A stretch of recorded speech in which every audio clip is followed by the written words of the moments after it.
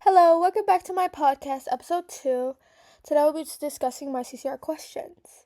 So I was thinking about my podcast episode, and it really is just cool how it dives into my product changes and usual ways of doing things.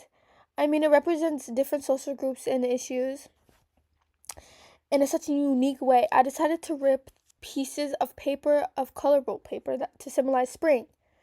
And I think it's really a fun twist. Instead of doing a plain nature background, the bright colors really pop out and capture a whole vibe of the season. Using ripped pieces of paper added an awesome texture and gives my artwork a personal touch. It feels like I'm breaking away from the normal and showing that art can be fun and expressive. It's like saying, hey, let's look from a different angle. And even though I didn't get enough into specifics about which group or issues I'm addressing, it definitely opens up a broader conversation about the power of unconventional art. I really want listeners to hear about my thought process and meaning behind my choices. It's not just about making something pretty, it's about making a statement and encouraging people to think deeper about what they see. Overall, I think it's going to be a really engaging episode that inspires people and gets them thinking. The thing I noticed about dog magazines is that they tend to be pretty plain and predictable. I really wanted to break out of that comfort zone and create something more vibrant and exciting. My goal is to make a magazine that stands out and showcases more outgoing and dynamic approach to celebrating dogs. I think it's important to reflect the fun and unique personalities of our furry friends that our furry friends have. Rather than sticking to the usual boring styles, it's all about bringing some fresh energy into the mix. The second question is, how does your product engage with the audience, and how would it distribute as a real media text? The product really connects with the audience by letting dog owners create personalized recipes for their pups, while also teaching them about dog care. It's really about building that special bond, But we should think about how it's going to reach people.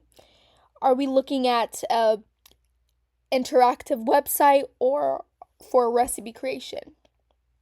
Or maybe some fun videos and blogs to share tips. A physical book could work too. Mixing it all up could really enhance the experience.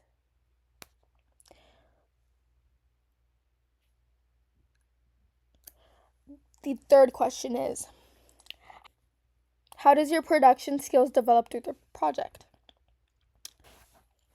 Throughout the project, my production skills really evolved in some exciting ways. First, I wasn't too confident with my professional photography, but I started looking at some inspiration online resources, reaching out to friends for tips. Their feedback was invaluable in helping me improve my picture taking and brainstorming ideas for my magazine.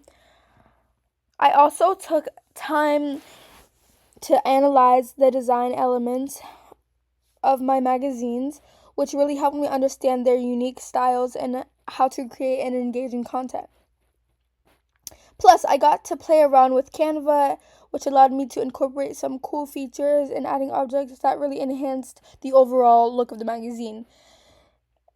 In short, it was really a journey of self-learning, collaboration, and creative exploration that really boosted my production skills.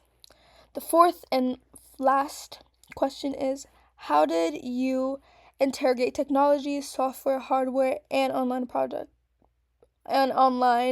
in this project?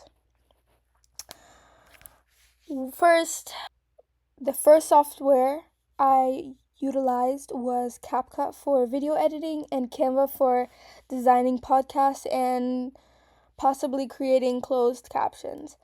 These tools are essential for enhancing both visual and audio content. The hardware I used, while not explicitly mentioned, is safe to assume use a computer, likely some recording equipment like a microphone or camera to produce the podcast and magazine content efficiently, so you could edit and have a good setup for your videotape recording. My online resources were Pinterest, and it was a key source for my information and inspiration. For my magazine design and content, showcasing how online platforms can fuel creativity. I effectively combined software for editing and design. I employed hardware for content creation and online resources to generate fresh ideas, making my magazine project truly dynamic. Thank you so much for this podcast episode. Thank you for watching. Goodbye.